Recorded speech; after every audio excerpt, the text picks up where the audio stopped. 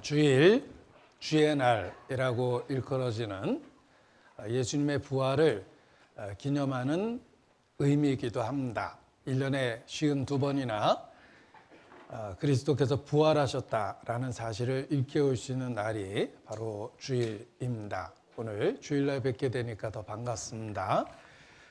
기도로 시작하겠습니다.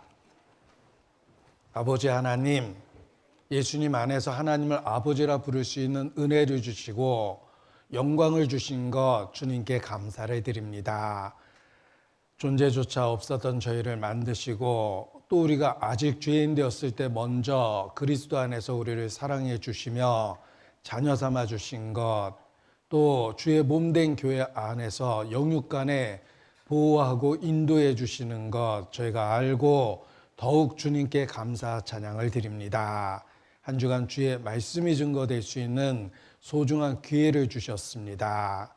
우리가 얼마나 확실한 진리 안에 있다는 것을 일깨워 주시고 또 새롭게 말씀을 들은 영혼들 끝까지 기억해 주시며 반드시 결실할 수 있도록 그 심령 속에 역사해 주시기를 주님께 기도합니다. 이 시간도 주의 은혜를 힘입어 말씀 앞에 모였습니다.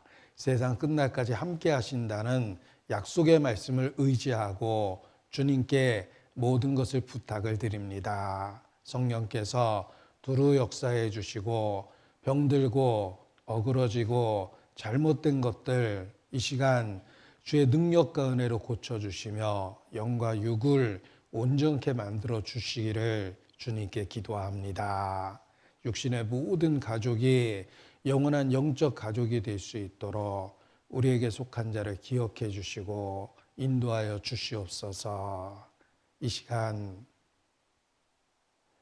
오직 주님께 의지합니다. 제자들을 가르치신 것처럼 우리를 가르쳐 주시고 여러 병든 자에게 긍휼과 은혜를 주신 것처럼 우리 약하고 또 병든 것 주의 긍휼로 다스려 주시기를 주님께 기도합니다. 주님만 바라보고 주님만 의지합니다. 고마우시 우리 구주 예수님 이름으로 기도합니다. 아멘. 네, 성경 요한복음 5장 39절을 찾겠습니다. 신약 성경 요한복음 5장 39절입니다. 어제 집약적 계시의 원칙이라는 어려운 말을 표현했는데 한 구절 속에 핵심을 담아 놓으셨다. 중요한 것이 무엇인지 알 수 있게 하시는 하나님의 배려다라고 표현했습니다.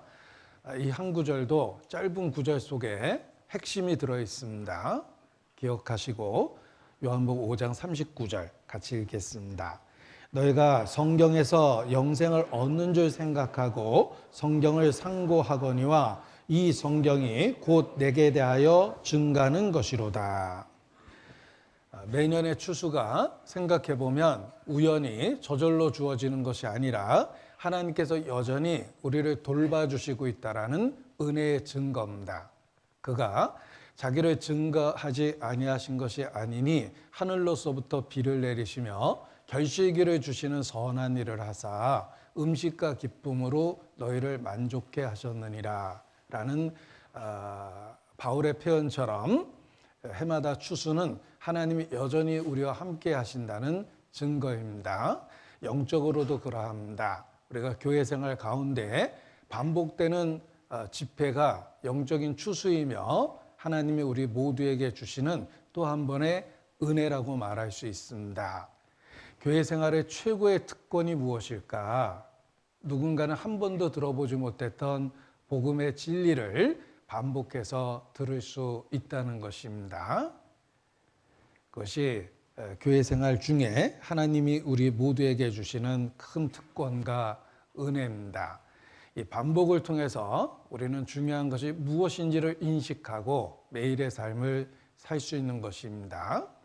유대인의 지혜도 핵심적인 진리를 반복적으로 들으면서 중요한 원리를 이해하고 그 원리 안에서 살 수 있었던 것, 이것이 유대 민족의 지혜를 만들어 주었다. 다른 민족과 다른 구별된 지혜를 만들어 주었다 이렇게 이야기합니다. 실제로 미시나 히브리어로 공부라는 단어가 반복적으로 읽고 반복적으로 쓰고 반복적으로 생각한다라는 의미를 갖고 있습니다.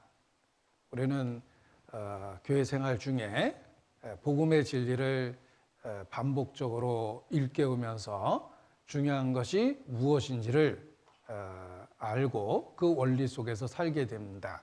그리고 이미 알고 있다고 생각했던 진리도 더욱 자세히 알게 되며 그렇습니다. 사람도 사귀는 과정 속에서 점점 더 깊이 알게 됩니다.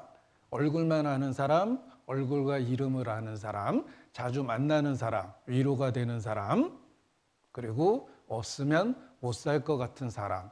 사람을 사귀는 단계도 과정이 있습니다. 예수님에 대해서도 그러합니다. 우리가 예수님을 알아가는 과정 속에, 시간 속에 있다는 걸 기억하셔야 됩니다. 복음의 진리를 반복하면서 우리는 그 사랑의 넓이와 길이와 높이와 깊이의 어떠함을 깨달아가며 주께로 더 가까이 다가가게 되는 것입니다. 반복을 통해서 알고 있다고 생각한 진리를 더욱 자세히 알게 되는 것과 같습니다. 그리고 미처 몰랐던 부분도 또 반복을 통해서 깨닫게 됩니다. 제가 처음 예수님을 만나고 구원의 확신이 들었을 때 제가 예수님에 대해서 알게 된 내용은 A4 종이로 몇 장 안 될 것입니다.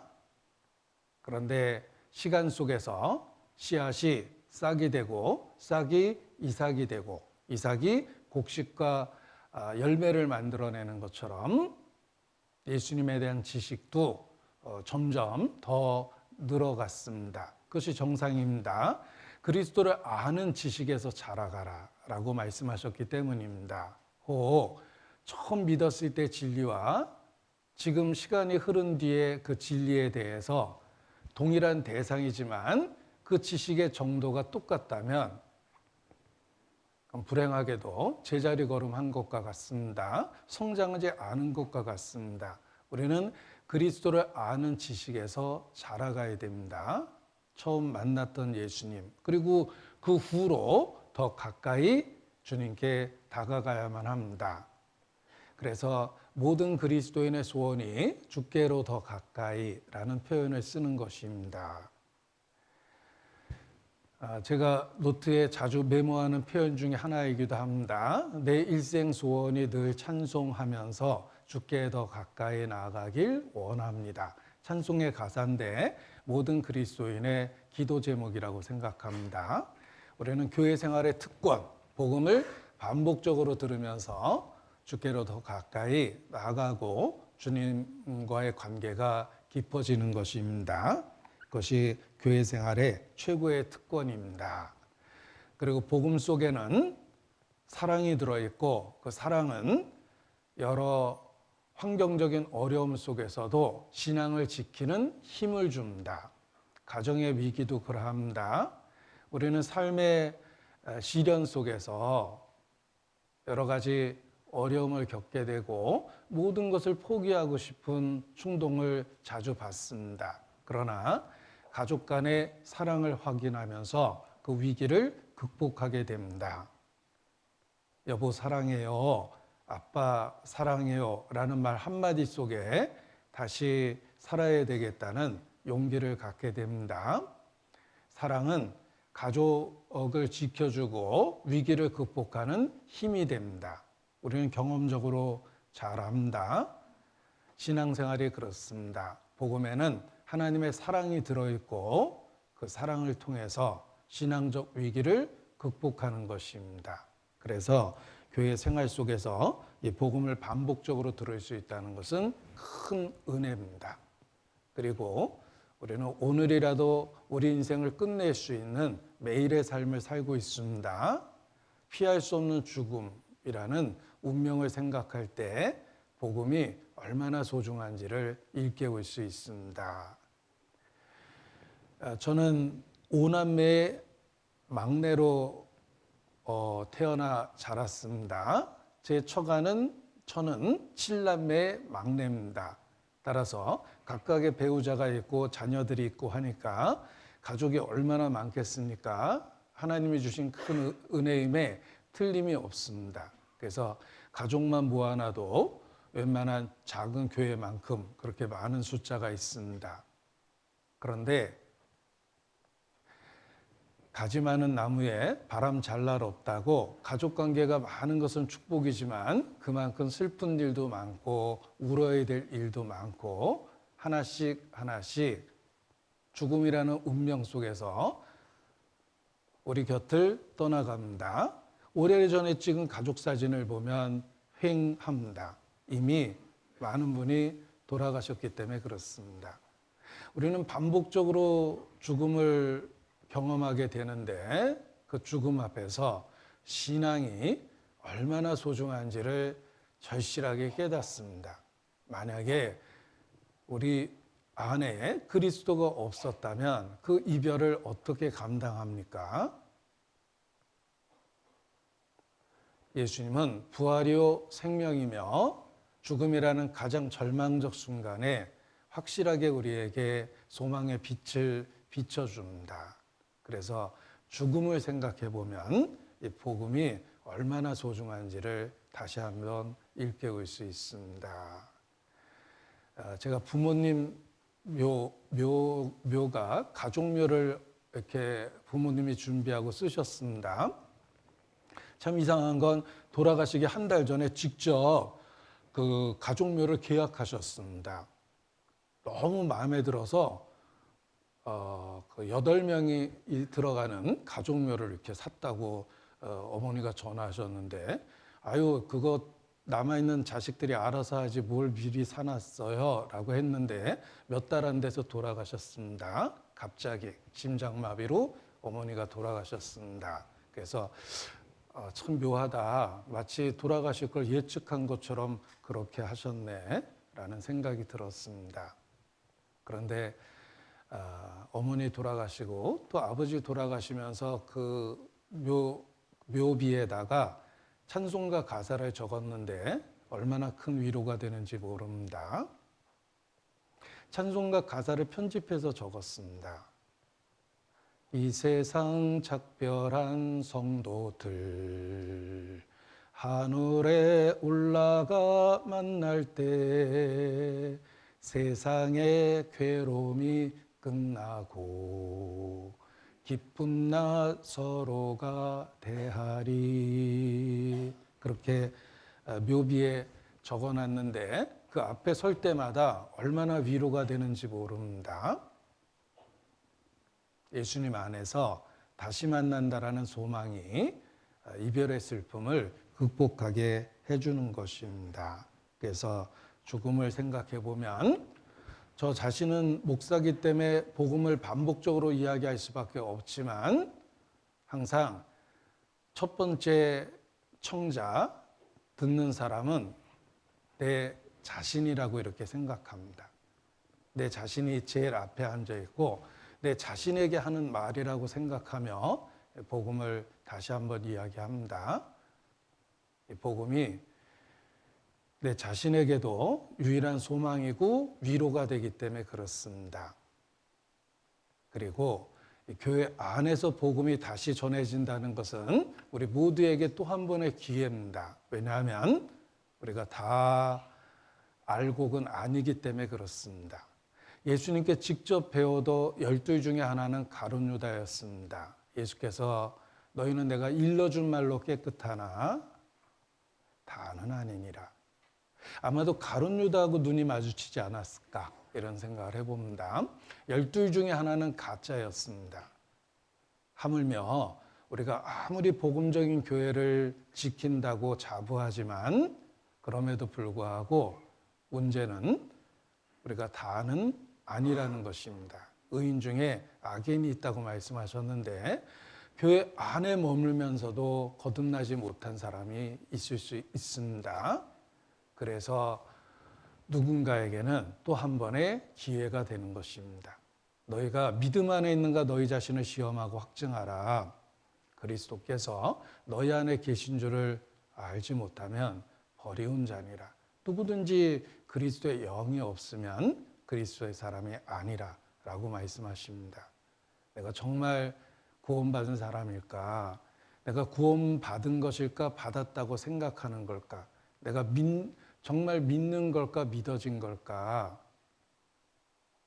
내가 성령에 의해서 믿는 것일까? 누군가에 의해서 설득된 것일까? 자기 자신도 혼란하지 않습니까? 그 혼란함을 해결할 수 있는 방법은 말씀을 붙드는 것입니다. 그래서 이 전도 집회가 사실 우리 모두에게 또 한 번의 특별한 은혜라는 것입니다. 그래서 한 주간 말씀이 증거될 수 있는 기회를 주신 하나님께 먼저 감사하는 마음을 가져야 되겠습니다. 요한복음 5장 39절을 읽었습니다. 함께 보시겠습니다. 요한복음 5장 39절입니다. 자, 우리가 믿는 진리는 한마디로 예수님입니다. 그 예수님을 어떻게 믿게 됐냐면 성경이 예수님을 증거하기 때문입니다. 39절, 너희가 성경에서 영생을 얻는 줄 생각하고 성경을 상고하거니와. 자, 국가는 헌법 위에 세워져 있습니다. 헌법의 근간을 흔들면 역사가 그를 정지할 겁니다. 대통령의 첫 번째 직무는 무엇입니까? 대통령 안 돼봐서 모르시죠? 대통령의 첫 번째 직무는 헌법의 수호자가 된다. 뭐 이런 맹세를 국민 앞에서 하게 돼 있습니다. 법의 수호자가 되겠다예요. 헌법의 수호자가 되겠다. 이게 대통령의 직무입니다. 법을 흔들면 큰일 나는 겁니다. 국가가 무너집니다. 역사가 경고하죠. 국가는 헌법 위에 세워져 있습니다. 하나님의 나라는 말씀 위에 세워져 있습니다. 너희가 성경에서 영생을 얻는 줄 생각하고 성경을 상고하거니와. 그래서 객관적으로 기독교를 체계 종교라고 합니다. 그런데 성경은 66권입니다. 1189장입니다. 많은 등장인물이 있고 많은 사건과 이야기가 가득합니다. 꽤 복잡해 보이죠. 놀라운 건 이 성경은 오직 단 하나의 주제를 갖고 있다는 것입니다. 예수 그리스도. 이 성경이 곧 내게 대하여 증가하는 것이로다. 성경은 한마디로 예수님을 증가합니다. 그 예수님은 그리스도입니다. 구세주입니다. 하나님은 우리에게 구세주 그리스도를 주셨는데 그리스도의 이름을 두 가지로 주셨어요. 보십시오. 여기 마태복음 1장 하나님이 직접 구세주의 이름을 지어주셨습니다. 하나는 예수고 하나는 임마누엘이에요. 하나님이 직접 지어준 이름입니다. 예수라는 말은 죄에서 구원할 자. 이름 자체가 하나님 구원. 이 두 단어를 합쳐놓은 거예요. 예수와 여호수아, 호세아 다 같은 단어라고 말씀을 드렸습니다. 예수는 죄에서 구원할 자라는 뜻입니다. 쉽죠? 이름 속에 정체성을 선언한 겁니다. 그리고 또 다른 이름은 임마누엘, 하나님이 우리와 함께 계시다. 따라서 구세주는 우리를 구원하시고 그 이후로 우리와 함께 하시는 분입니다. 우리를 구원하시고 죽어서 천국에서만 만나는 분이 아니라 구원받은 이후 함께 하시며 천성에까지 인도하시는 분입니다. 부모님의 은혜는 나실 때 괴로움 다 잊으시고 기르실 때 밤낮으로 애쓰는 것. 이게 부모입니다. 구세주의 은혜가 그렇습니다. 구원. 그리고 끝나는 게 아닙니다. 그 이후로 임마누엘 함께 하시며 지금부터 영원까지 나의 하나님이 되시고 영원한 세계로 인도하시는 분입니다. 그래서 구원받은 이후 무엇이 달라지는가? 이제는 더 이상 홀로 사는 인생이 아니라 주님과 함께 동행하는 삶이 시작됩니다. 어둠 속에 있을 때는 홀로 있었는데 빛이 비춰지니까 내 육체에 그림자가 생겼습니다. 빛은 그림자를 만들어냈고 그림자와 나는 분리될 수 없습니다. 그와 같이 하나님의 은혜와 사랑을 입었을 때 주님과 분리될 수 없는 성령께서 분리될 수 없도록 성령께서 함께 계시며 보호하고 인도하십니다. 구원 그리고 그 후에 동행 함께 계시는 것입니다. 그것이 그리스도를 통해 주시는 은혜입니다. 이름 속에 선언되어 있죠? 예수 그리고 임마누엘. 우리를 구원하시고 그 이후로 함께 하시는 분. 이것이 하나님이 우리에게 구세주를 주셨다라는 내용이며 성경이 그 사실을 증거합니다. 자, 성경 어느 페이지를 열어도 예수님을 볼 수 있습니다. 왜냐하면 성경은 예수님에 대한 이야기이기 때문입니다. 그래서 서양 사람은 예수가 답이다.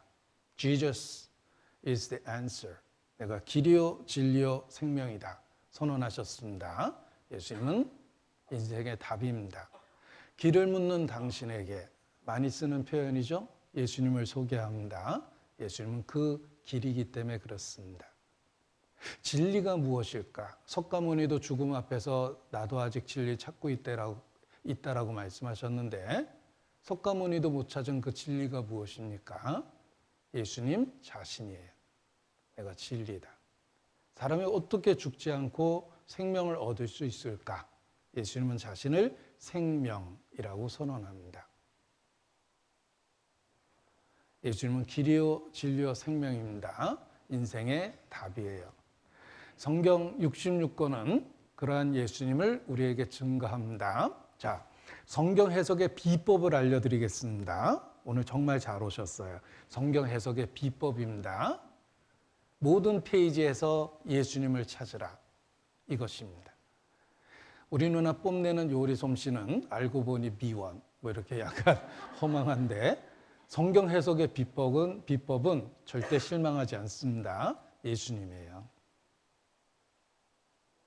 성경 66권 모든 페이지 사건 이야기가 온통 예수님에 대한 이야기입니다. 그래서 창세기로부터 읽어나가면 끊임없이 예수님이 보입니다.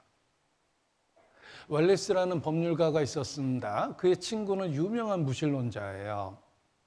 로버트 잉거솔이라는 역사 속에 이름을 남긴 무신론자입니다. 이 로버트 잉거솔의 강연이 유명하거든요. 내가 지금부터 신이 없다는 걸 5분 안에 입증해 보겠다. 이게 이제 로버트 잉거솔의 강연이에요. 무신론 강연을 했던 사람입니다. 5분 동안 신이 없다는 걸 내가 분명하게 입증해 보겠다. 지금부터 내가 신을 욕할 테니까 신이 있으면 날 죽여보라고. 그리고 시계를 풀어놓고 5분 동안 이런저런 욕설을 막 해댑니다. 보라고. 5분이 지났는데 난 살아있고 신은 없다. 이게 이제 로버트 잉거솔이 강연했던 무신론 강연입니다. 그걸로 꽤 인기를 끌었는데 어느 날부터 그 강의를 못하게 생겼습니다. 누군가가 큰 소리로 당신은 하나님의 인내를 5분 만에 바닥낼 거라고 생각하십니까?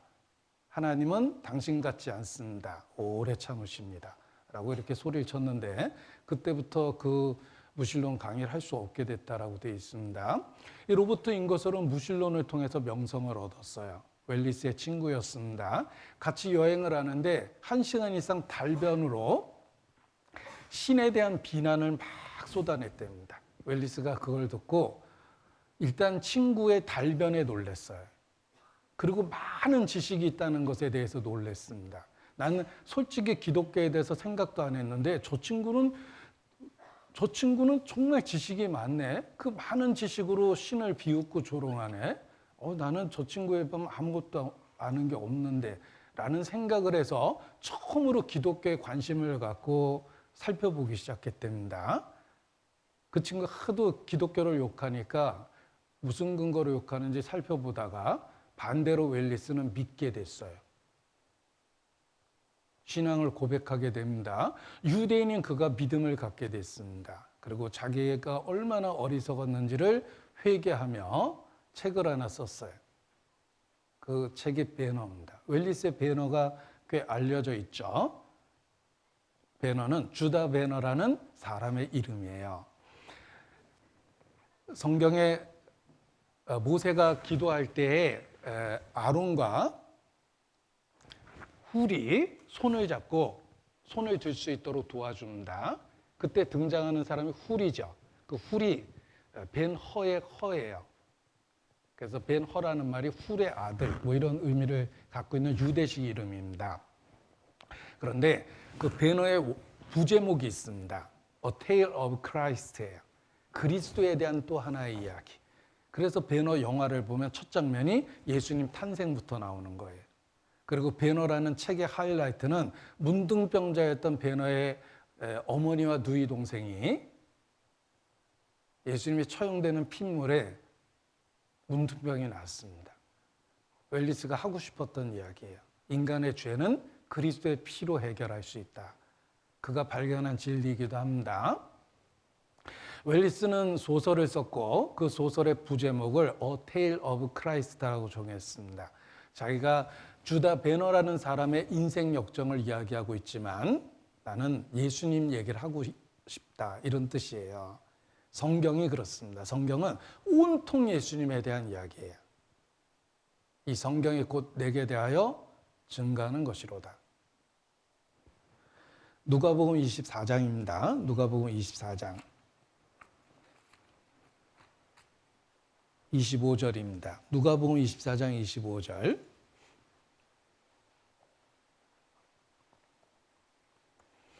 가라스되 미련하고 선지자들의 말한 모든 것을 마음에 더디 믿는 자들이여. 예수님이 예루살렘 떠나지 말라고 그렇게 얘기했는데 말 안 듣고 떠나고 있습니다. 예수님이 다른 모습으로 나타나서 책망하셨어요. 이 더디 믿는 자들이여. 그래도 버리지 않고 나타나셔서 그들을 가르치시는데 핵심을 가르쳐 주세요.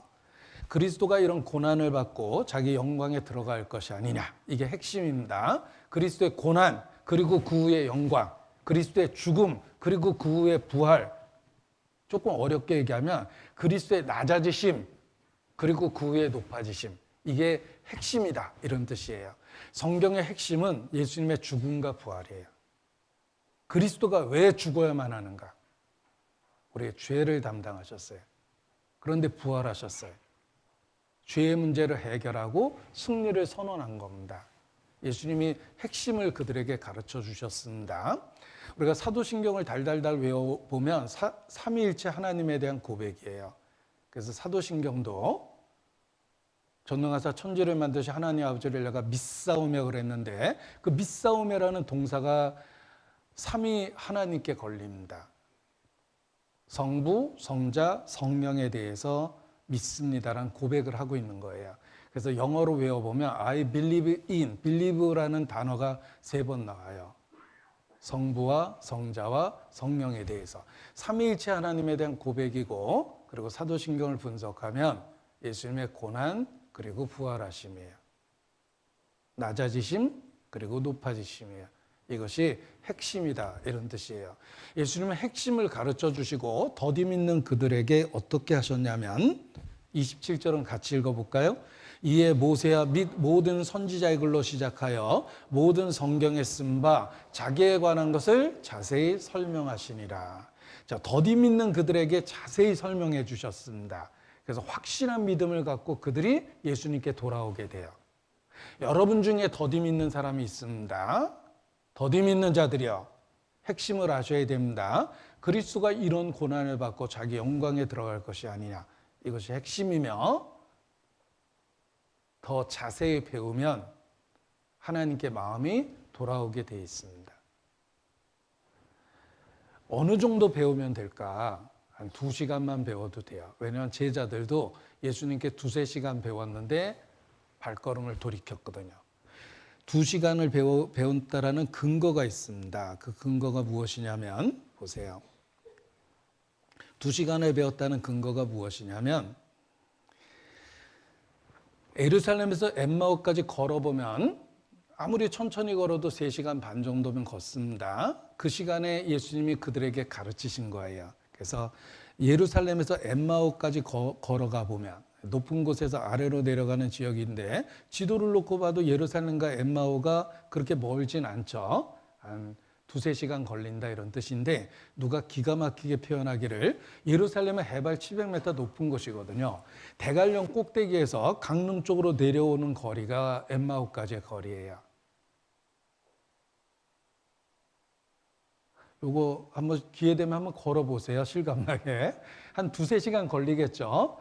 그 시간 동안 예수님이 그들을 가르치신 겁니다. 그래서 확실한 믿음을 갖고 돌아오게 된 거예요. 자, 우리 가운데 더디 믿는 사람도 자세히 배우면 됩니다. 저는 이 책을 소개하는 게 아닙니다. 책의 의미를 설명해 보고 싶어요. 한 분이 예수님을 믿고 나서 성경을 읽기 시작했는데 창세기부터 읽으면서 예수님이 보이는 거예요. 자꾸 예수님이 보이니까 너무 신기해서 메모해서 그걸 노트를 만들었고 지인들에게 나눠줄 수 있는 소책자를 만들어 놓은 거예요. 여러분도 똑같은 경험을 합니다. 구약 성경에 나타난 101가지 예수님 형상이라고 그랬는데 성경을 읽다 보니까 목차가 그렇습니다. 창세기부터 예수님이 보이기 시작했다예요. 창세기부터 예수님이 보이기 시작했다. 스스로 존재하는 창조주 예수님, 이 세상의 빛이 되신 예수님, 여자의 후손이신 예수님, 둘째 아담이신 예수님, 계속 예수님 생각이 나는 거예요. 그걸 모아놓고 보니까 말라기까지 다 읽었더니 101가지를 찾아냈다, 이렇게 이야기하는 겁니다. 그러니까 한마디로 모든 성경은 예수님을 증가합니다. 그래서 확실한 믿음을 갖게 해준다. 자, 서양 사람이 쓰는 표현입니다. 모든 성경에는 그리스도가 들어있다. 성경 66권이 그렇습니다. 영어로 읽으면 의미가 더 확실해지죠? The Bible is one unified story that leads us to Jesus Christ. 우리를 예수 그리스도에게로 인도하는 하나의 통합된 이야기가 성경이다. 성경은 온통 예수님에 대한 이야기입니다. 우리가 이순신 장군 전기를 읽었다면 어느 페이지를 읽어도 다 이순신과 관련이 있겠죠. 이순신 장군에 대한 책이니까. 성경은 예수님에 대한 책이며 어떤 페이지 어느 부분을 읽어도 예수님과 연관되어 있습니다. 그래서 믿음이 확실해지는 거예요. 예수 믿는 것은 받은 증거 많도다. 성경 66권이 온통 예수님 이야기입니다. 그래서 우리로 하여금 확실한 믿음을 가질 수 있도록 만들어준다라는 것입니다. 자, 렘브란트라는 화가는 명성을 얻었는데 크리스찬입니다. 자기 신앙을 고백하기 위해서 예수님의 처형되는 모습을 정성껏 그리고 자기 얼굴을 밑에다 딱 그려놨어요. 렘브란트, 그는 자신의 직업을 통해서 예수님에 대한 신앙을 고백한 거예요. 예수님은 나를 위해 죽으셨다라는 신앙을 고백한 겁니다. 또 루터, 종교개혁자 루터도 그렇습니다. 루터는 항상 손이 성경에 가 있어요. 성경을 근거로 믿은 거예요. 그래서 목숨의 위협을 받아도 예수님에 대한 신앙을 포기를 안 한 겁니다. 루터는 항상 성경을 갖고 예수님을 증거했는데 여기 손가락 2개 보십시오. 저하고 똑같은 손가락을 한번 만들어 볼까요? 다시 한번 이렇게도 만들어 보죠. 우리가 그림을 보면 이런 손가락 2개 그림이 많아요. 루터도 손의 모양이 그러하죠. 예수님을 가리키는 것이며 손가락 2개는 신성과 인성이라고 그래요. 예수님은 하나님인데 사람이 되셨다라는 가르침을 보여주는 거예요. 그래서 루터는 성경을 통해 예수님을 증거했고 그 믿음으로 목숨까지 건 겁니다.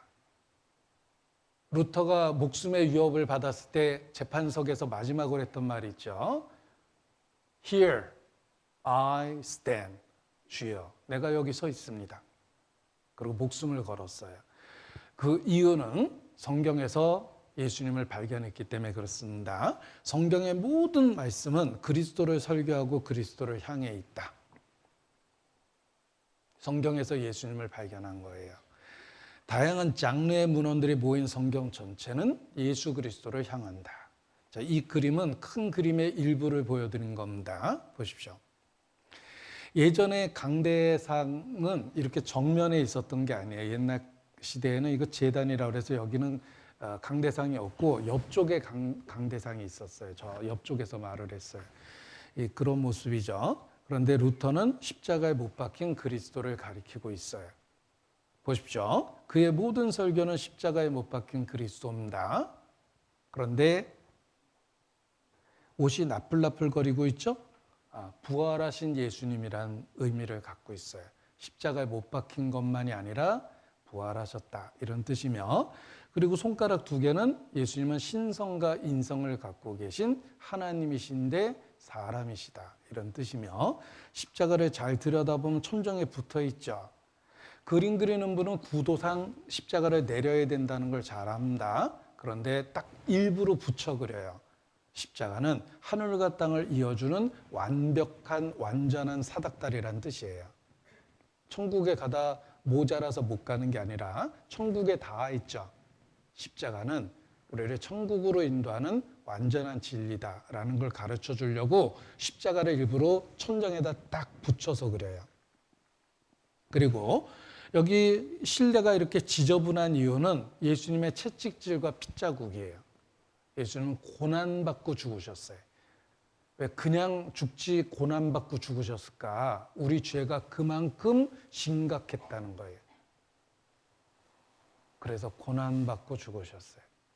본디오 빌라도에게 고난을 받으사 십자가에 못 박혀 죽으셨죠. 고난받고 죽으셨어요. 우리 죄가 얼마나 하나님 앞에 크고 심각하고 무서운지를 그 끔찍한 고난을 통해 보여준 거예요. 그리고 가장 끔찍한 죽음으로 죽음을 맞이하셨어요. 안락사 당하실 수도 있었는데 그 이유는 우리 죄값을 완전하게 갚아주기 위한 것입니다. 그래서 실내가 이렇게 채찍질 자국과 핏자국이 가득한 곳에 실내를 그린 거예요. 그리고 여기 청중들은 실제로 루터 설교를 들었던 사람들을 그려놓은 건데 다양한 연령들이 루터의 설교를 들었어요. 제일 앞에 있는 이분은 그림 그린 화가예요. 자기를 제일 앞에다 그려놨어요. 그림 그린 화가입니다.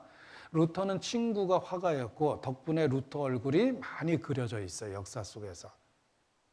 옛날에는 초상화를 왕이나 그릴 수 있었는데 그 시대에 루터 초상화가 많죠. 친구가 화가였거든요. 바로 이분이 이 그림을 그렸습니다. 그리고 뒤에 서 있는 분은 누굴까? 이 그림을 몇 년을 그려요. 몇 개월이 아니라. 대작입니다. 그 그림을 그리는 동안 재정적인 후원해 준 사람들이에요. 그래서 뒤에도 이렇게 그려놓은 거예요. 다 의미가 있습니다. 설교는 항상 그리스도 중심적, 십자가 중심적이어야 한다. 그렇습니다. 성경은 그리스도를 증거하며 그리스도의 십자가에 못 박힘을 증거합니다. 그래서 모든 설교는 성경이 펼쳐져 있죠. 십자가에 못 박힌 그리스도를 전해야 된다. 이런 뜻입니다. 자, 이것도 루터의 친구 크라나크라는 화가가 그린 유명한 그림입니다. 이 그림을 좀 설명을 해보겠습니다. 보세요. 크라나크는 이 그림을 그린 화가의 이름입니다. 이 화가입니다. 루터 친구로 알려져 있고 루터의 그림을 많이 그렸어요. 그래서 정확한 루터의 모습이 많이 그려진 겁니다. 연령별로. 화가 친구를 두었는데 이게 제단화라고 해서 교회당 앞면에 두는 그림이에요. 카톨릭은 여기를 각종 보석으로 장식합니다. 개신교는 가난해서 그런 장식을 할 수가 없었어요. 그래서 그림을 그려서 크게 그려서 앞에다 놔뒀는데 우리가 무엇을 입고 있는지 핵심을 그림으로 그린 겁니다. 그걸 제단화라고 그래요. 루터 시대의 제단화입니다. 그런데 이 그림을 보면 무엇을 믿고 있는지 핵심이 드러나 있습니다. 잘 보십시오. 이 그림이 잘 보일런지 모르겠는데 핵심을 설명해 보면 이 그림 여기에 아담이 쫓겨나는 그림이 있어요. 죄 짓고 선악과 먹고 쫓겨나죠. 그 옆에 모세가 십계명을 들고 있고 율법이 무엇인지를 가르쳐 주고 있고 예수님이 못 박힌 그 옆에 이런 그림이 설명되어 있어요. 왜 예수님이 못 박혔는가? 아담이 에덴 동산에서 범죄하고 쫓겨났고 율법은 우리의 죄를 지적하고 있다는 것입니다. 그리고 그 뒤편에 보면 놋뱀 그림이 있고 뱀이 있죠. 놋뱀이 장대에 달려서 이스라엘 사람들이 구원받은 것처럼 예수님이 십자가에 못 박힌 거다. 이런 내용을 설명해 주고 예수님의 십자가는 천정에 붙여 그려요. 천국에 완전하게 이어주는 분이다 라는 뜻이며 예수님 가슴에 피가 흘리고 있죠. 쭉 피가 흘러서 쭈루루루루 화가 머리 위에 떨어지게 해놨어요. 화가 머리 위에 피가 떨어집니다. 여기 또르륵 떨어지고 있죠? 이 피는 당신을 위한 것입니다. 이런 뜻이에요. 이건 루터고 이건 화가고 요거는 세례 요한이에요. 그런데 눈동자를 보십시오. 화가하고 눈이 마주치게 해놨어요. 당신이 있어야 될 자리입니다. 화가 머리에 피가 떨어지죠? 예수님의 피는 당신을 위한 것입니다. 이런 뜻입니다. 그래서 피가 쭈루루룩 화가 머리 위에 떨어지게 그림을 그려놓은 거예요. 그리고 예수님이 부활하셔서 마귀를 투명의 창으로 목을 콱 찌르고 있죠. 마귀의 권세를 깨버렸다 이런 뜻입니다. 그리고 밑에 어린 양을 그려놓은 건 예수님 한 마리 양처럼 죽었다는 뜻이에요. 보라, 하나님의 어린 양이다 이런 뜻입니다. 그리고 세례 요한은 손가락 두 개를 펴서 어린 양을 가리켜요. 어린 양을 가리켜요. 그리고 또 하나의 손은 두 개를 펴서 십자가에 못 박힌 그리스도를 가리켜요. 십자가에 못 박힌 그리스도는 하나님의 어린 양이다 이런 뜻입니다. 그리고 그 피가 화가 머리 위에 떨어지도록 그렸습니다. 이 그림에 있는 요 세 사람, 이게 세례 요한인데 약대 토롯을 입고 있어요. 예수님을 두 번 그린 이유는 십자가에 죽은 예수님, 부활하신 예수님이에요. 그래서 한 장의 그림 속에 핵심을 그대로 담아놓은 겁니다. 무엇을 믿고 있는지. 자, 1500년대 루터가 그 시대에 전했던 복음입니다. 우리가 믿는 내용하고 똑같죠. 똑같을 수밖에 없어요. 같은 성경, 같은 예수님을 믿기 때문에. 이렇게 그 시절에도 복음의 진리를 한 장의 그림으로 이렇게 설명했다라고 이야기합니다. 그래서 이 그림이 유명해요. 독일에 있는 그림입니다. 그리고 여기 루터가 성경을 펴들고 있는데 이 그림이 큰 그림이기 때문에 실제로 확대해 보면 독일어로 글자가 써 있어요. 뭐라고 써 있는지 궁금하잖아요. 제가 찾아봤는데 대부분 복음에 대한 구절 세 구절이에요. 오직 은혜, 오직 믿음 이런 내용의 구절들 세 개를 실제 독일어로 써놓은 건데 루터가 들고 있는 성경입니다. 그런데 루터가 보는 방향으로 그린 게 아니라 상대방이 보는 방향으로 글자를 썼어요. 일부러. 당신을 위한 말씀이다. 뭐 이런 뜻입니다. 이게 이제 거기에 써 있는 구절들입니다. 은혜, 믿음 뭐 이런 내용이 들어 있습니다. 자, 우리는 성경을 통해서 예수께서 길이요 진리요 생명이라는 사실을 알게 됩니다. 또 다른 방법은 없습니다. 다른 이름은 없습니다. 다른 이로서는 구원을 얻을 수 없나니 천하 인간에게 구원 얻을 만한 다른 이름을 우리에게 주신 일이 없습니다. 오직 예수, 성경을 통해서 구원을 얻고 예수님을 믿는 겁니다. 그래서 참된 기독교는 예수님 자신이다 이렇게 선언합니다. 영어로 쓰니까 더 강하죠? Christianity is Christ. 기독교는 그냥 그리스도 자체다 이런 뜻인데 우리가 기독교의 기독을 한자로 쓰면 터기자 감독할 독자입니다. 기독교의 기독이 뭘까? 그리스도라는 외국어를 한문으로 음역한 거예요. 기독교, 그리스도교. 우리는 예수를 그리스도라고 믿죠? 예수교. 다 똑같은 말이에요. 한마디로 예수 믿는 게 기독교입니다. 그리스도라는 말은 신약 성경에 기록된 헬라어입니다. 유대인의 언어로는 메시아라고 그래요. 이걸 그냥 번역하면 기름 부음을 받은 자예요. 하나님은 기름을 부어서 직분을 주십니다. 기름 부음을 받은 자. 이게 메시아라는 뜻인데 하나님이 기름을 붓는 직분은 세 가지예요. 그래서 이것을 메시아의 삼중 직분이라고 부릅니다. 선지자, 제사장, 왕이에요. 자, 천국에 시험 봐서 들어가면 이 문제 꼭 나오겠죠. 다음 중 기름 붓는 직분이 아닌 것은 1. 선지자 2. 제사장 3. 왕 4. 목사님. 목사는 교사입니다. 성경을 가리키는 교사예요. 목사가 제사장이 아닙니다. 모든 성도가 제사장이에요. 너희는 다 왕 같은 제사장이라. 목사를 제사장이라고 우기는 건 대한민국밖에 없습니다. 그래서 가운 입는 거 좋아하고 축도하는 게 자신의 특권이라고 생각하는 거예요. 전도사는 축도할 자격이 없고 안수받은 목사만이 축도합니다. 그래서 예배의 하이라이트가 축도라고 그러죠. 우리 주 예수 그리스도의 은혜와 하나님의 사랑과 성령의 교통하심이 이제부터 너희 무리 가운데 영원히 있을지어다 라는 축도를 합니다. 근데 그 축도하는 나라가 또 대한민국밖에 없어요. 왜냐하면 기독교가 발생한 외국에서는 목사를 교사라고 생각하기 때문에 청바지도 있고 그렇습니다. 근데 한국만 제사장이라고 생각하고 평신도와 자기를 구별해요. 그건 카톨릭 풍습입니다. 너희는 다 왕 같은 제사장이라 라고 성경은 말합니다. 자, 하나님이 기름을 부어서 주시는 직분, 제사장, 선지자, 왕이며 이것은 예수님의 직분이에요. 나는 크리스찬입니다. 나는 그리스도를 믿습니다. 라는 말은 그리스도는 나의 선지자시며 나의 제사장이시며 나의 왕이십니다. 천국이 얼마나 좋은지 모르겠지만 선지자인 예수님은 나에게 천국이 좋다고 하셨으니 나는 천국이 좋다고 믿습니다. 나는 지옥이 얼마나 무서운지 모르겠지만 예수님은 거기가 끔찍하고 무섭다고 얘기하셨습니다. 나는 예수님의 말씀을 믿어요. 예수님은 나의 선지자거든요. 예수님은 나의 제사장이에요. 내가 하나님 앞에 서는 그날 나와 함께 심판자리 앞에 서 주실 거예요. 나의 제사장으로. 그리고 내 인생의 왕이세요. 내 삶에 대한 결정권을 갖고 계세요. 나는 조금 더 살고 싶은데 여기까지다라고 말씀하시면 나는 순종할 수밖에 없어요. 기쁨으로. 주님은 내 인생의 왕이기 때문에 주님이 결정하시면 내 인생의 최선의 선택이 될 거라고 나는 믿어요. 가끔 선교 가기 위해서 비행기를 타면 이게 에어포켓에 떨어질 때가 있습니다.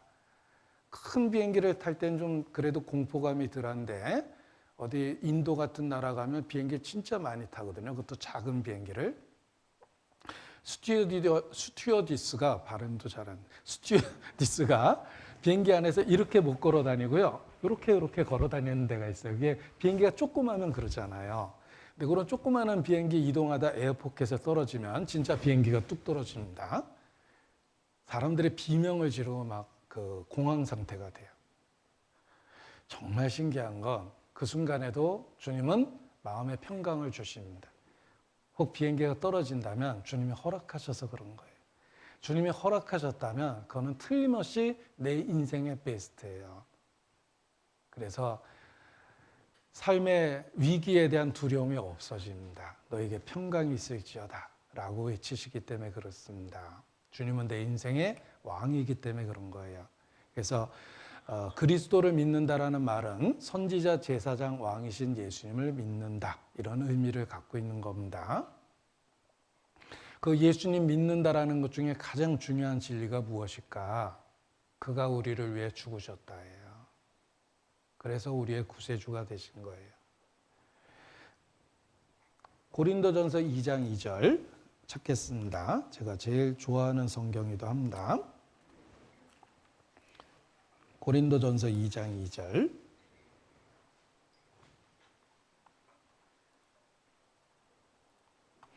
같이 읽습니다.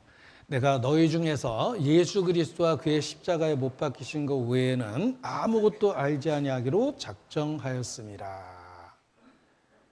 바울의 고백이며 우리 모두의 고백이 되어야 됩니다. 예수 그리스도와 그의 십자가에 못 박히신 것, 이것이 가장 중요하다라는 것입니다. 시작할 때 부른 찬송 아까 기억하십니까? 영원토록 내 할 말 예수의 피밖에 없네 라는 찬송을 부르셨습니다. 그런데 그 찬송의 영어 가사가 Nothing but the blood of Jesus. 예수의 피밖에 없다 라는 말의 반복이에요. 어디 이렇게 길 가다 보니까 유행가를 틀어놨는데 Nobody but you? 이러더라고요. 뭐 주문인가 그랬어요. Nobody but you가 뭘까? 가만히 생각해 보니까 Nobody but 당신 외에는 아무도 없어요 이런 뜻이에요. Nothing but도 그런 뜻입니다. 예수님의 피 밖에는 아무것도 없다. 이게 절대적이다 이런 뜻이에요. 바울의 고백입니다. 그의 십자가에 못 박히신 것, 그 외에는 아무것도 알지 아니하기로 작정했다. 우리가 어떻게 천국에 갑니까? 그리스도께서 피를 흘리셨어요. 그거 믿고 천국에 가는 거예요. 나는 부족하여도 영접하실 터이니 예수 공로 의지하여 항상 이 길이로다. 누구나 고백해야 되는 내용입니다. 우리는 예수님 믿고 천국에 가는 거예요. 그가 십자가에 못 박히신 것, 이것이 우리에게 천국 가는 소망이 된 겁니다. 죽음을 통해서 생명의 길을 열어놓으셨어요. 그런데 이 구절을 저만 좋아하는 게 아니라 이분도 좋아하시더라고요. 영국의 마틴 로이드 존스 박사인데, 이 박사가 신학 박사가 아니라 의학 박사예요. 왕실 의사였습니다. 왕실 의사였는데 설교를 너무 잘하셨어요. 그래서 고민이 생겼습니다. 의사를 할까? 목사를 할까? 결국 목사가 됐습니다. 그래서 평신도 출신의 목사가 됐어요. 의학 박사였거든요. 그런데 우리 시대의 가장 유명한 설교자가 되셨습니다. 마틴 로이드 존스 박사님인데, 돌아가실 때 자기 무덤을 스스로 쓰셨어요. 이렇게 썼어요. 지금 다시 찍어보니까 좀 길어졌죠. 부인의 이름이 추가된 거예요. 그 후에 돌아가셨거든요. 그런데 뭐라고 썼냐면 고린도전서 2장 2절입니다. 나는 결심했다. 예수 그리스도와 그의 십자가에 못 박힌 것 외에는 아무것도 알지 아니하기로 결심했다. 고린도전서 2장 2절이에요. 우리가 어떻게 하나님 앞에 서겠습니까? 예수님과 예수님의 십자가에 못 박혔다는 그 사실을 믿고 우리가 하나님 앞에 서는 것입니다. 이것이 가장 중요한 진리라는 거예요. 360을 하고 많은 날 중에 예수님이 6월절 날 돌아가셨습니다. 360을 많은 날들 중에 하필이면 왜 그날 돌아가셨을까? 고린도전서 찾겠습니다. 5장 7절입니다. 여기 화면을 주시기 바랍니다. 고린도전서 5장 7절에 보면 우리의 6월절 양 그리스도께서 희생이 되셨느니라. 예수님이 360일 많은 날 중에 6월절 날 돌아가셨어요. 예수님의 탄생일은 성경에 없습니다. 12월 25일 크리스마스는 거짓말이에요. 성경에 없어요. 예수님이 태어났다고 돼 있지 날짜가 기록이 안 돼 있고 그냥 자기들이 날짜를 정한 거예요.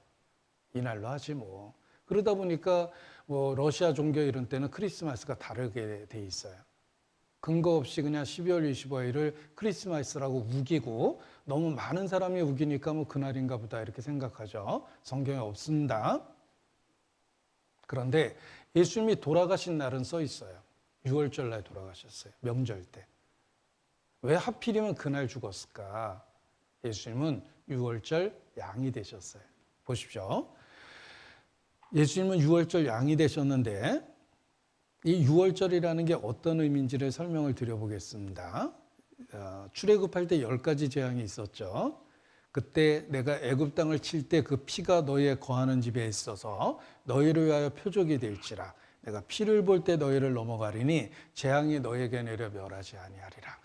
출애굽기 12장 13절인데 피를 볼 때 내가 너희를 넘어가겠다. 패스 오버. 이걸 한문으로 6월이라고 그래서 6월절이라고 이렇게 표현합니다. 6월절은 넘어간다는 의미인데 하나님의 심판이 넘어간다. 조건이 있습니다. 양을 죽여서 피를 좌우 설주와 임방에 바르라. 바닥에는 안 발라요. 밟고 다닐까 봐. 예수님의 피는 밟으면 안 되겠죠. 설주와 임방에 바르게 하셨습니다. 내가 피를 볼 때 너희를 넘어가겠다. 약속을 해주셨어요. 그래서 유대인은 하나님의 약속을 믿고 양을 죽여서 피를 문에다 발랐어요. 이게 6월절이에요. 그날 애굽의 모든 장자가 죽었을 때 피를 바른 유대인의 장자만 안 죽었어요. 자, 이 집은 하나님의 말씀대로 피를 발랐습니다. 이 안에 있는 사람은 아유 더러워. 난 꽃으로 장식할 거야. 이 안에 있는 사람은 쓸데없는 얘기 하지 마. 관심 없어 난. 하고 아무것도 안 했습니다. 누가 구원받았을까? 쉽죠? 피를 볼 때 너희를 넘어가리라. 꽃을 장식한 이 집은 심판을 받았어요. 이 집도 마찬가지고. 하나님의 약속을 몰랐던 거예요. 자기 공로나 자기의 선행, 자기 노력, 나름대로 꽤 아름답게 꽃을 핀 것처럼 보이지만 심판을 받습니다. 하나님은 피를 볼 때 넘어가셔요. 이 피를 바르고 살아난 그날이 6월절인데 하필이면 예수님이 그날 돌아가셨어요. 예수님은 6월절 양이 되셔서 하나님의 심판을 넘어가게 하시는 분입니다. 나는 예수님이 나를 위해 죽었다고 믿는 것은 좌우 설주와 임방에 피를 바른 거예요. 그렇지 아니에요. 재앙이 너희에게 내려 멸하지 아니하리라 라고 말씀하십니다. 그러니까 진실로 진실로 너에게 이르노니 누구든지 내 말을 듣고 나 보내신 이를 믿는 자는 영생을 얻었고 심판에 이르지 아니하나니 사망에서 생명으로 옮겼느니라. 요한복음 5장 24절 말씀이에요. 사망에서 생명으로 옮겼다. 심판에 이르지 않는다. 그 마음에 그리스도의 죽음을 자기의 것으로 믿는 사람입니다. 그래서 우리는 예수님을 믿습니다. 자, 예수님 믿는다라는 말을 어제 설명했죠. 붙잡고 의지하다 이런 뜻이에요. 마치 생명의 밧줄을 붙들고 매달린 것과 똑같습니다. 그래서 믿음이라는 말을 아주 쉽게 번역하면 당신 없이 못 산다고 붙잡은 거예요.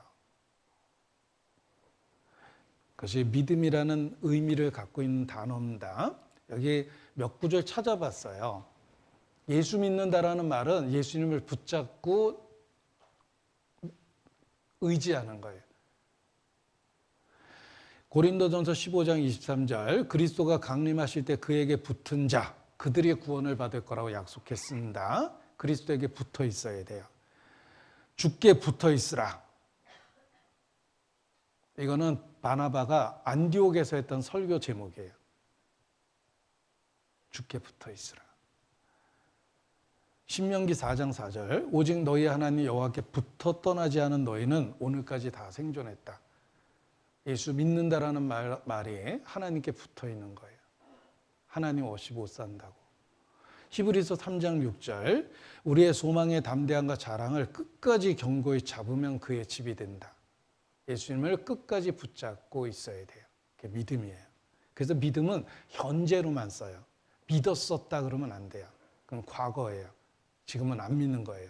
가론 유다는 하는 말이에요. 사랑은 현재형이에요. 지금도 사랑해요. 앞으로도 사랑할 거예요. 그게 진짜 사랑이에요. 믿음이 그렇습니다. 그래서 우리가 시작할 때 확실한 것을 끝까지 견고히 잡으면 그리스도와 함께 참여한 자가 된다. 믿음이 무엇입니까? 끝까지 붙잡고 잡고 있는 거예요.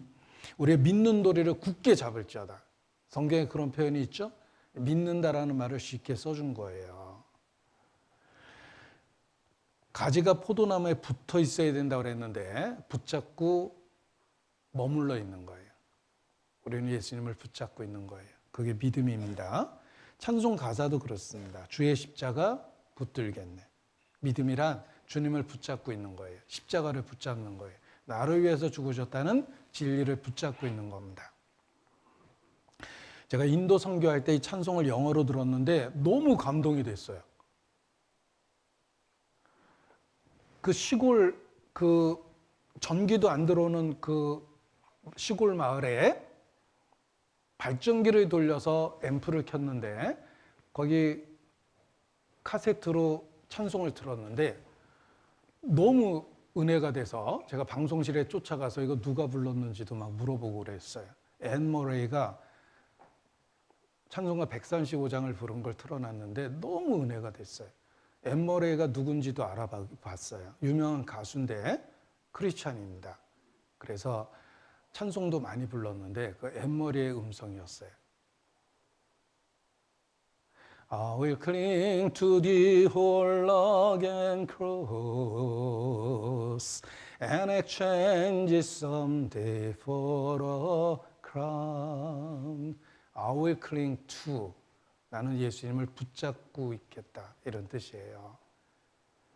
믿음을 쉽게 표현하면 붙잡는 겁니다. 우리가 살아날 수 있는 유일한 소망은 우리를 위해 죽으신 예수님, 십자가에 못 박힌 예수님을 붙잡고 있는 거예요. 그게 마음에 피를 바르는 겁니다.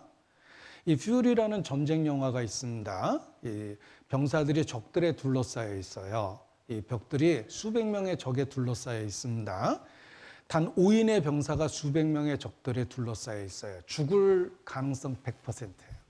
오늘 죽을 수도 있어요. 근데 신병이 왔어요.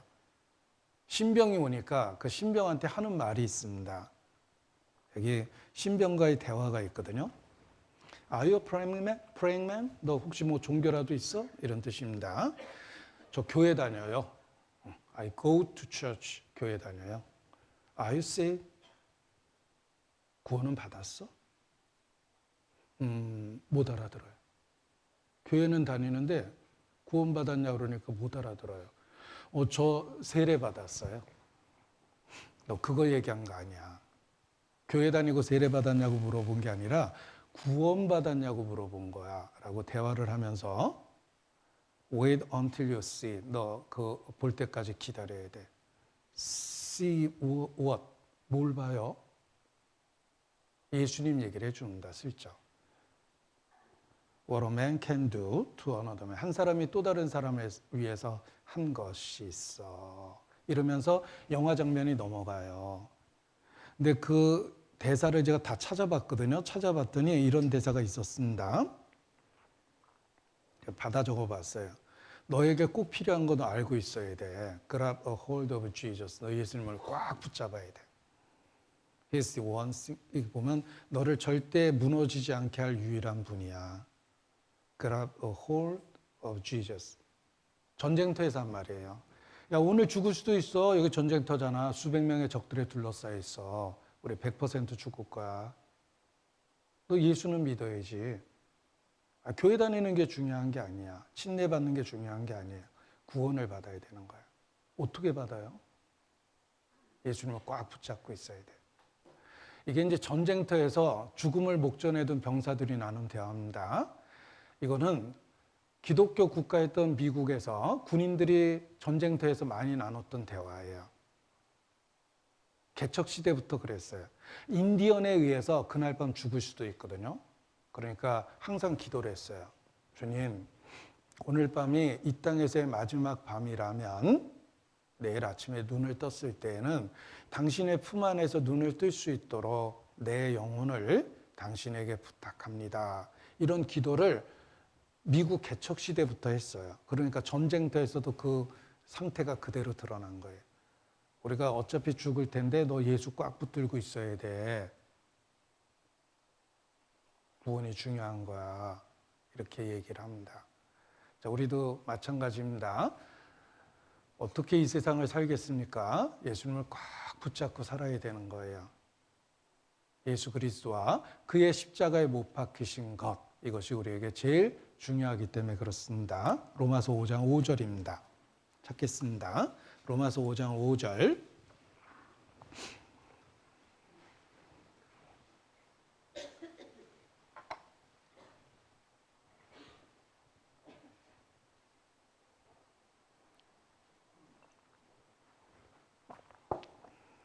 소망이 부끄럽게 아니함은 우리에게 주신 성령으로 말미암아 하나님의 사랑이 우리 마음에 부음받음이니. 자, 나 같은 사람도 천국에 갈 수 있다는 소망이 부끄럽지 않습니다. 왜냐하면 하나님의 사랑이 우리 마음에 부음받았어요. 나 같은 사람도 천국에 갑니다. 6절입니다. 같이 읽죠. 우리가 아직 연약할 때 그리스도께서 경건치 않은 자를 위하여 죽으셨도다. 경건치 않은 사람이 어떻게 지옥에 갑니까? 말이 잘못 나왔죠. 네. 경건치 않은 사람이 어떻게 천국에 갑니까? 그리스도께서 경건치 않은 자를 위하여 죽으셨도다. 그게 답이에요. 네. 천국에 가면 놀랄 일이 세 가지가 있다. 이것은 존 뉴턴이 한 말이에요. 어메이징 그레이스라는 노래를 만든 존 뉴턴이 했던 말입니다. 천국에 가면 놀랄 일이 세 가지가 있다.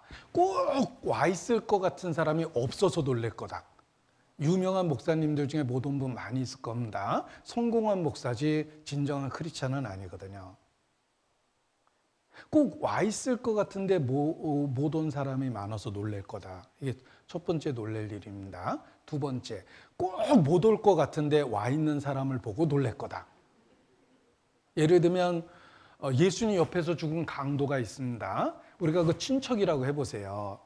소문 들었어? 걔 맨날 사고 치더니 거봐 사형당했대잖아. 십자가에 죽었대네. 뭐 예수라는 사람 죽을 때 같이 죽었대는데? 아이고 그놈 내가 그렇게 죽을 줄 알았어. 그렇게 알고 있겠죠. 그러다가 우리가 죽어서 천국 갔는데 그를 만났다고 해보세요. 자네 여기 웬일이야? 지가요 십자가에 못 박혔는데요 옆에 예수님이 있었어요. 저는 처음에 몰라서 그분 욕했는데 그분이 기도하는 이야기를 들었어요. 자기를 찌르는 자를 위해서 그는 기도하고 있었어요. 정말 그분은 하나님의 아들이셨어요. 그래서 제가 면목은 없지만 제 영혼도 좀 부탁한다고 한마디 했는데 놀랍게도 주님은 나를 그날 데리고 여기에 오셨어요. 내가 여기 온 것은 예수님이 나를 위해서 죽었기 때문이에요. 이렇게 얘기하겠죠? 꼭 못 올 것 같은 사람이 와 있다는 거예요. 그게 두 번째 놀랄 일이에요. 세 번째 놀랄 일은 나 같은 사람도 그날 천국에 있을 거다. 그리스도께서 경건치 하지 않은 나 같은 사람을 위하여 죽으셨기 때문에 그렇습니다. 그래서 경건치 않은 죄인들이 어떻게 천국에 갑니까? 그리스도께서 경건치 않은 자를 위하여 죽으셨기 때문에 그렇습니다. 이게 D.L. 무디라는 유명한 전도자의 전도 표어였어요. 그리스도께서 경건치 않은 자를 위하여 죽으셨다. 경건치 않은 사람도 천국 갈 길이 있어요. 8절입니다. 같이 읽죠. 우리가 아직 죄인 되었을 때 그리스도께서 우리를 위하여 죽으심으로 하나님께서 우리에게 대한 자기의 사랑을 확증하셨느니라. 자, 이 말씀에 주어가 세 가지 있습니다. 제가 주어만 써보겠습니다. 우리가 아직 죄인 되었을 때 그리스도께서 우리를 위하여 죽으심으로 하나님께서 우리에 대한 자기의 사랑을 확증하셨다. 주어만 썼죠? 네. 우리가 아직 죄인 되었을 때 그리스도께서 우리를 위하여 죽으심으로 하나님께서 우리에 대한 자기의 사랑을 확증하셨다. 이것도 천국에 시험 봐서 들어가면 본고사에 꼭 나올 문제입니다. 다음 중 알맞은 것끼리 연결하시오. 이렇게 나올 겁니다. 한번 풀어보겠습니다. 우리가 아직 죄인 되었을 때 그리스도께서 우리를 위하여 죽으심으로 하나님께서 우리에 대한 자기의 사랑을 확증하셨느니라. 쉽죠? 여러분이 성경을 제대로 배우면 하나님 앞에 자기가 죄인이라는 걸 알게 됩니다. 그래서 그리스도께서 그 죄인을 위하여 죽으셨어요. 근데 내가 죽어야 되는데 왜 대신 죽었지? 우리에 대한 자기의 사랑을 확증하셨어요. 친구를 위하여 목숨을 버리면 이보다 더한 사랑이 없다. 나는 너희를 위하여 내 목숨을 버리노라. 우리에 대한 사랑을 확증하셨어요. 하나님께서 말로만 나를 사랑한다고 하셨다면 나는 평생 못 믿을 거예요. 뭐 말인데 뭐 말은 아무런 의미가 없어요. 정치인도 국민 여러분 사랑합니다. 입에 달고 살잖아요. 무슨 의미가 있습니까? 여기 롯데백화점 아침 일찍 가보세요. 고객님 사랑합니다. 124 전화도 그런 이야기 옛날에 했죠. 고객님 사랑합니다. 무엇을 도와드릴까요? 124 안내원도 그렇게 멘트했는데 거기다 대고 시비 거는 사람이 많았대요. 당신 왜 나한테 사랑한다고 그래? 응? 왜 나한테 상처 줘? 막 이렇게 시비 거는 사람이 많아서 그 멘트 없어졌답니다. 사실 그 인사말이잖아요. 이게 무슨 의미가 있습니까? 하나님이 우리를 사랑한다고 말만 했다면 나는 평생 의심했을 거예요. 그런데 우리를 위하여 죽으심으로 의심하지 않을 만큼 확실하게 사랑을 보여주셨어요. 우리에 대한 자기의 사랑을 확증하셨느니라. 그래서 믿을 수 있는 거예요. 그리스도께서 우리를 위하여 죽으심으로 하나님께서 우리에 대한 자기의 사랑을 확증하셨습니다. 자, 구원받는다는 말을 쉽게 표현하면 죄사함이라고 그랬습니다. 그런데 어렵게 표현하면 구속받았다고 그래요. 그럼 구원과 구속의 차이점이 뭘까 생각해 보죠. 구원받았다라는 말을 한자로 쓰면 구할 구자를 쓰고 당길 원자를 써요. 그래서 손을 내밀어서 적극적으로 건져 주었다 이런 뜻이에요. 위기로부터 벗어나게 했다 이런 뜻입니다. 불이 났는데 타 죽게 생겼는데 소방대원이 벽을 부시고 들어와서 절 꺼내서 바깥에다 옮겨놨어요. 위기로부터 벗어나게 해줬죠? 이게 구원받은 거예요. 제가 거기 서가지고 구원받았다고 그러니까 지나가던 사람이 교만하게 왜 그런 말 하냐고. 아니요, 제가 타 죽게 생겼는데 여기 지금 살아났다고. 교만한 게 아니죠. 구원받았다는 말은 어떤 수준에 올라갔다는 뜻이 아니에요. 위기로부터 벗어났다는 뜻이에요. 죄를 용서받고 위기로부터 벗어난 거예요. 구원받았다는 말은 위기로부터 성공적으로 벗어났다는 뜻입니다. 구속받았다는 말은 뭘까? 한자로 표현하면 구할 구자는 똑같이 써요. 구할 구자를 똑같이 쓰는데 속자가 좀 어려운데 이게 살속, 바꿀 속, 무역할 속자라고 그래요. 구속받았다. 뜻은 대가를 지불해서 건져주었다 이런 뜻이에요. 구원받았다는 것은 위기로부터 벗어났다는 결과며 어떻게 구원했는지 방법이 구속이에요. 대가를 지불해서 구했다 이런 뜻이에요. 우리는 구속받은 거예요. 그냥 구원받은 게 아니라 대가가 지불돼서 구원을 받은 거예요. 자, 어떤 교포가 여행 중에 납치됐습니다. 그래서 여론이 들끓어서 우리나라 대사가 파견돼서 극적으로 합의를 보고 그 사람을 데리고 왔어요. 그래서 공항에 이렇게 도착했어요. 그동안 납치당했던 사람을 직접 대한민국 대사가 가서 데리고 온 겁니다. 이 사람 구원받았죠. 위기로부터 벗어났거든요. 그런데 알고 보니까 엄청난 대가가 지불됐어요. 인질범들이 그냥 풀어주진 않았을 거 아니에요? 대가가 지불된 거예요. 그게 구속된 거예요. 대가가 지불됐다. 하나님이 우리를 구원하신 것은 대가가 지불된 거예요. 어떤 직구준 아이가 축구를 좋아해서 축구공을 대형 그 마트 유리창을 향해서 빵 찼습니다. 유리창이 깨졌어요. 통쾌한 소리가 났죠? 와장창. 기분은 좋았는데 바로 문제가 됐어요. 그 마트 주인이 달려나와서 아이를 붙잡았습니다. 생선과 과일에 온통 유리가루가 가득해졌어요. 어떻게 하면 좋으냐고 막 그러고 있는데 그 아이의 아버지가 지나가다 봤습니다. 자기 아이가 멱살 잡혀 있죠? 달려갔어요. 무슨 일이 벌어졌는지 알게 되었습니다. 너 집에 가 있어. 아빠가 해결할게. 아이가 집에 먼저 왔습니다. 그날 12시가 넘어서 아버지가 얼굴이 뻘개져서 들어왔대요. 그리고 아들을 불렀어요. 너 이리 와봐. 너 잘못했지? 지가 생각해도 잘못했거든요. 네. 그래. 너 잘못한 거야. 몇 대 맞을래? 2대요. 한 대라고 그러기는 왠지 면목이 없어가지고 집단에 큰 인심 써서 2대요. 그래. 너 잘못했어. 너 맞아야 돼. 다시 그러면 안 돼. 그리고 아주 따끔하게 2대를 때렸어요. 가서 자. 다신 그러지 마. 아이는 일기를 썼습니다. 너무 분해서 오늘 아빠한테 2대나 맞았다. 그리고 잊어버렸어요. 나중에 그날 무슨 일이 있었는지 알게 됐는데 아이의 기억 속엔 2대 맞은 기억밖에 없었는데 아빠는 그날 그 유리가루 다 치워주고 유리가게 사장 데려다가 유리 다시 끼워주고 피해본 거 금액을 다 계산해서 아빠 2달치 월급을 썼더래요. 아버지의 기억 속에는 2달치 월급을 그날 한 번에 쓴 거예요. 그래도 아들한테 그 분노를 그대로 표현 안 했죠. 아이의 기억은 2대 맞았다예요. 근데 아빠의 기억하고는 좀 다르죠.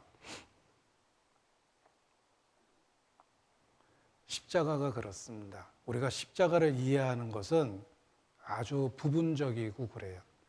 하나님의 마음속에는 엄청난 대가를 지불한 거예요. 우리 죄를 용서하기 위해서 엄청난 대가를 지불한 거예요. 창세부터 준비해서 예수님이 직접 이 땅에 태어나서 돌아가시기까지 성장해서 어느 날 우리의 죄를 짊어지고 한 마리 양처럼 죽은 거예요. 그냥 구원받은 게 아니라 엄청난 대가가 지불됐단다를 가르쳐 주는 거예요. 사도행전 20장 28절입니다. 사도행전 20장 28절.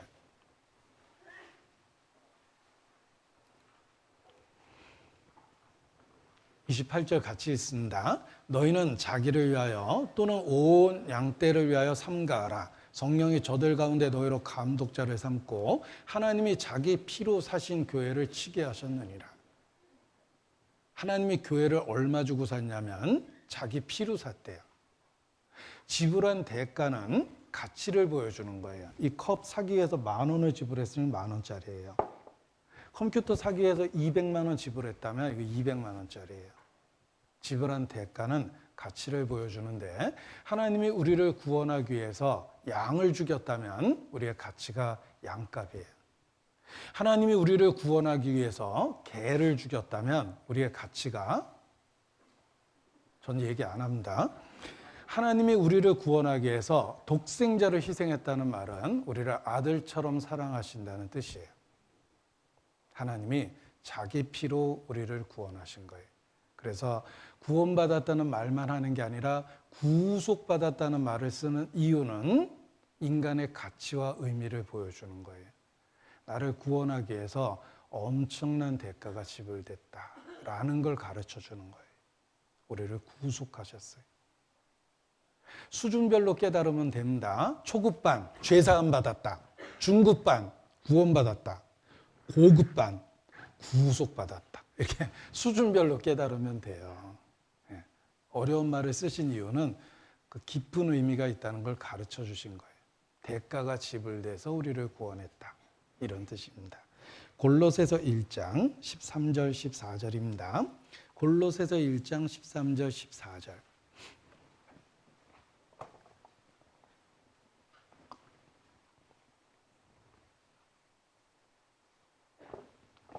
자, 이렇게 재미난 중요한 성경을 들으면서도 졸 수 있다는 건 인간의 죄성이 얼마나 심한지를 알 수 있는 겁니다. 누가 진지하게 사랑한다고 막 고백하고 있는데 연인이 자고 있어요. 자냐? 막 이러겠죠. 예. 자, 골로새서 1장 13절 14절 화면 보고 같이 읽습니다. 그가 우리를 흑암의 권세에서 건져내사 그의 사랑의 아들의 나라로 옮기셨으니 그 아들 안에서 우리가 구속 곧 죄사함을 얻었도다. 구속받았다라고 얘기하면 너무 어려우니까 하나님도 걱정이 돼서 쉬운 말로 바꿔놓으셨어요. 구속 곧 죄사함을 얻었도다. 자, 이 구절은 도표를 그리면 쉽게 이해할 수 있습니다. 어떤 도표를 그리는지 한번 보세요. 제가 도표를 하나 그릴 겁니다. 하나님은 창조주입니다. 하나님은 창조주예요. 그리고 재판자예요. 심판자입니다. 어떻게 심판하시냐면 법을 갖고 계세요. 율법이에요. 하나님의 법은 율법입니다. 거룩하고 의롭고 선하시죠? 율법을 어기면 정죄돼요. 죄 법에 따라서 심판을 받는 거예요. 이걸 condemn이라고 그래요. 자, 우리는 창조주 하나님 앞에 피조물로 태어나 심판자 앞에 있는 죄인입니다. 율법에 따라서 심판을 받게 돼 있어요. 우리가 태어날 때 이쪽 동네에서 태어난 거예요. 율법 아래서 태어났습니다. 그런데 예수님이 십자가의 죽으심으로 우리를 율법의 저주에서 구속하셨어요. 그래서 어떻게 되었냐면 하나님이 우리의 아버지가 되셔요. 나는 너에게 아버지가 되고 너희는 내게 자녀가 되리라. 영접하는 자, 그 이름을 믿는 자에게는 하나님의 자녀가 되는 권세를 주셨어요. 하나님은 우리의 아버지가 돼요. 아버지는 은혜와 진리를 갖고 우리를 다스려요. 율법은 모세로 말미암아 온 것이요 은혜와 진리는 예수 그리스도로 말미암아 왔다. 그래서 교회 다니는 분이 자녀를 낳으면 은진이, 혜진이 이런 이름이 많은 거예요. 은혜와 진리죠. 혹시 우리가 죄를 지면 아버지인 하나님은 우리를 책망하셔요. 아버지니까. 그리고 징계하세요. 그러나 정죄하지는 않으세요. 보십시오. 우리가 원래 저쪽 동네 사람이거든요. 이쪽에서 태어났어요. 하나님은 창조주고 나는 심판자 앞에 죄인이고 율법 아래 있었어요. 율법을 어기면 정죄됩니다. 그가 우리를 흑암의 권세에서 건져내사 그의 사랑의 아들의 나라로 옮기셨으니 이쪽 동네로 옮겨놓은 거예요. 그 아들 안에서 우리가 구속, 고취의 삶을 얻었도다. 예수 안에 있는 나에겐 결코 정죄함 없네. 생명의 성령의 법이 해방하였네. 로마서 8장 1절이죠. 그리스도 예수 안에 있는 자에게 결코 정죄가 없어요. 여기서 끔찍하게 정죄받으셔서 죄로부터 우리를 자유케 하셨거든요. 이제는 하나님의 자녀가 되었고 하나님은 나의 아버지가 되었으며 은혜와 진리로 나를 다스리고 내가 혹시 죄를 지으면 책망하고 징계하시지 정죄하진 않으세요. 동네가 달라진 거예요. 구원을 받으면 하나님은 여전히 죄를 미워하십니다. 그리스도인이 죄를 지면 정죄하는 게 아니라 징계하세요. 그게 달라지는 거예요.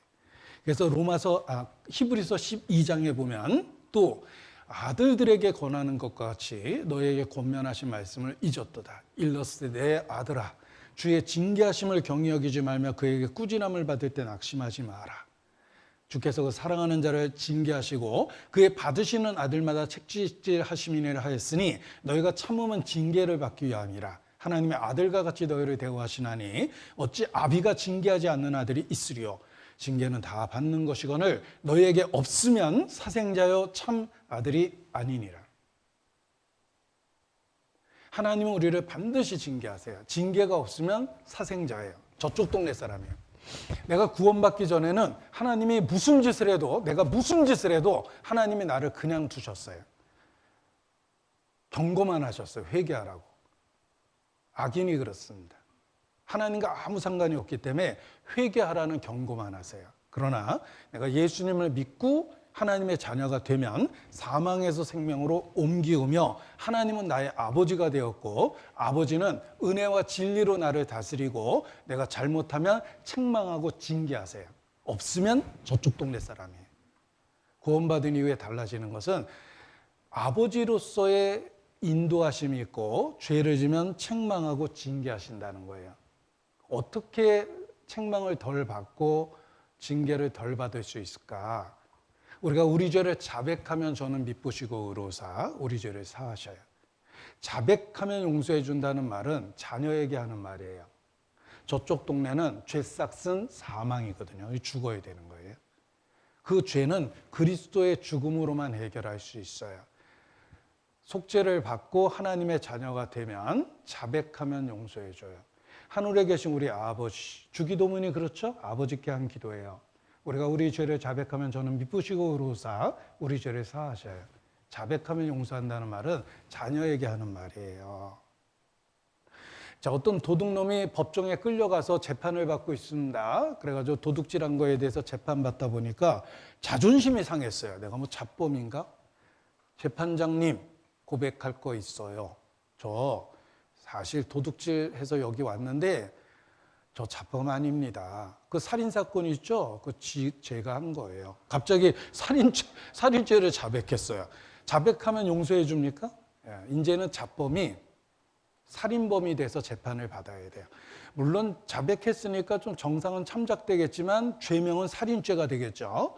자백하면 용서해 주는 게 아니에요. 죄 싹은 사망이라고 그랬죠? 자백하며 용서해 준다는 말은 하나님의 자녀가 되었을 때 법적인 문제를 합법적으로 예수님의 십자가를 통해서 해결하고 하나님의 자녀가 된 사람에게 하는 말이에요. 그거는 부모와 자식 간에 하는 말이거든요. 구별하실 수 있어야 됩니다. 잘 보세요. 잘 보세요. 여기가 구약이에요. 여기가 신약이죠. 우리는 새 언약 가운데 있는 거예요. 이 두 가지를 섞으면 안 돼요. 새 포도주를 헌 푸대에다 넣으면 푸대도 버리고 포도주도 버리느니라. 이걸 섞으면 안 되는 거예요. 그런데 구원받지 못한 목사님들이 이걸 섞어서 가르쳐요. 교회 처음 나온 사람한테 하나님은 당신 아버지래요. 죄를 지면 자백하래요. 자백 안 하면 지옥 간대요. 이걸 막 뒤섞어 버리는 거예요. 새 포도주를 험프대에다 넣은 거예요. 구약은 구약이고 신약은 신약인데 우리는 옛 언약 속에 있다가 예수 그리스도로 말미암아 율법에서 해방되어 하나님의 자녀가 된 거예요. 이제 혹시 죄를 지으면 자백하고 회개해서 용서받는 거예요. 하나님의 자녀이기 때문에 그렇습니다.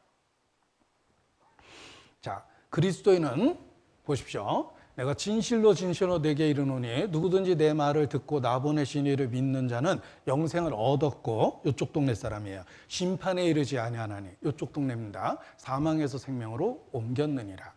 요한복음 5장 24절이라고 그랬죠. 그가 우리를 흑암의 권세에서 건져내사 그의 사랑의 아들의 나라로 옮기셨으니 우리가 그 아들 안에서 구소, 곧 죄 사함을 얻었도다. 이쪽 동네로 옮겨온 거예요. 사망에서 생명으로 옮겼느니라. 그래서 하나님의 자녀가 되고 하나님의 자녀로서 어떻게 살아야 될지 하나님이 방법을 주셨어요. 그 방법이 뭐냐면 하나님과의 교통인 기도예요. 기도는 하나님과의 호흡이며 하나님과의 교통이에요. 그리고 하나님의 말씀, 영적인 양식을 주셔요. 그리고 성도 간에 오고 가는 교제를 주시고 우리로 하여금 전도할 수 있는 사명도 주셔요. 이것이 하나님의 자녀답게 살 수 있는 방법이에요. 내가 어떻게 하나님 뜻대로 살 수 있겠습니까? 경건의 수단을 적극 활용하십시오 라고 청교도는 조언했는데 경건의 수단이 뭘까? 기도생활, 말씀생활, 모이기를 힘쓰는 교제, 그리고 전도예요. 이거 해서 천국 가는 게 아니라 하나님의 자녀답게 살 수 있게 만들어주는 거예요. 그래서 하나님과의 교통인 기도, 하나님의 양식인 말씀이 필요하고 성도 간의 교제가 필요한 거예요. 그 가운데 우리를 점점 하나님 자녀답게 하나님께서 변화시키십니다. 제가 담배가게 아들이라는 말 썼죠. 제가 저희 집에서 담배가게도 했어요. 구멍가게를 했기 때문에.